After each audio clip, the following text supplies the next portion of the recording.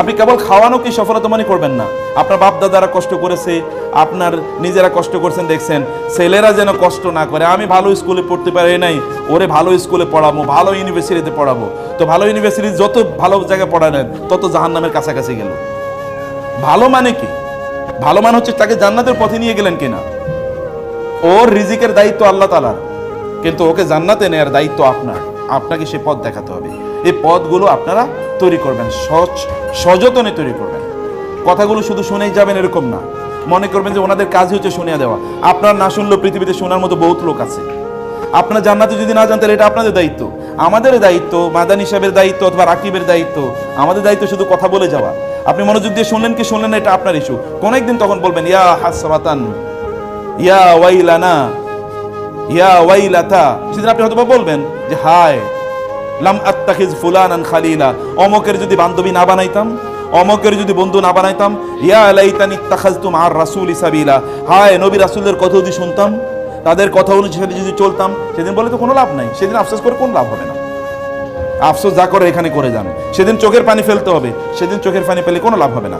আজকে চোখের পানি ফেলতে হবে এবং বাচ্চাদেরকে সত্যিকারে ওদেরকে সফল বানান। সত্যিকার সফলতা ভালো মানুষ হওয়া, সত্যিকার সফলতা জ্ঞান অর্জন তারা করবেই। জ্ঞান অর্জন বড় কোনো শিক্ষা প্রতিষ্ঠানে করলেই হয় না। আমরা গ্রামে পড়েছি, এখানে যে শেখদেরকে জিজ্ঞেস করলে দেখবেন অধিকাংশ গ্রামে পড়ছে। যেই শিক্ষা প্রতিষ্ঠানে পড়ছি ওটার নাম হয়তো 10,000-এর মধ্যেও নাই। জ্ঞান বিতরণ, জ্ঞান দেয়া এটা আল্লাহর কাজ। আপনি রিজিক দেয়া এটা আল্লাহ সুবহানাহু ওয়া তাআলার কাজ। আপনার এখন সম্পদ অনেক, আপনার বাপ দাদাদের সম্পদ গিয়ে দেখেন কতটুকু ছিল। এখন তো গ্রাম অঞ্চলে গেলে অট্টালিকা ভর্তি, এর আগে তো গ্রাম অঞ্চলে টিনের ঘরও পাওয়া যেত না। অতএব সম্পদ মানুষের বাড়ছে, সম্পদ বাড়বেই, সম্পদের জিম্মাদারি আল্লাহ তাআলা, কিন্তু ওকে ভালো মানুষ বানানোর জিম্মাদারি আপনার। এটা আপনাকে করতে হবে, এটা মনোযোগ দিয়ে করবেন। প্রত্যেকটা সেকেন্ড ম্যাটার করে। ভয়াবহ যুগ আছে এখন, ভয়াবহ যুগ মানে যুগকে গালি দিচ্ছে না, ভয়াবহ পরিস্থিতি বিরাজ করছে চারিদিকে। কয়েকদিন পরে যদি আপনার মেয়ে এসে বলে মা আমি তো মনে মনে ছেলে হয়ে গেছি, কিছু বলার নাই, কিছু বলতেও পারবেন না। অথবা ছেলে এসে যদি বলে মা আমি তো মনে মনে মেয়ে হয়ে গেছি, কিছু বলতে পারবেন না, বলার অধিকারই থাকবে না, সুযোগই থাকবে না। আপনি বলবেন কোথায়? ওই বাসা থেকে বের হয়ে যাবে। আপনি বলে কি করবেন? বাসা থেকে বের হয়ে যাবে স্রেফ, তাই না?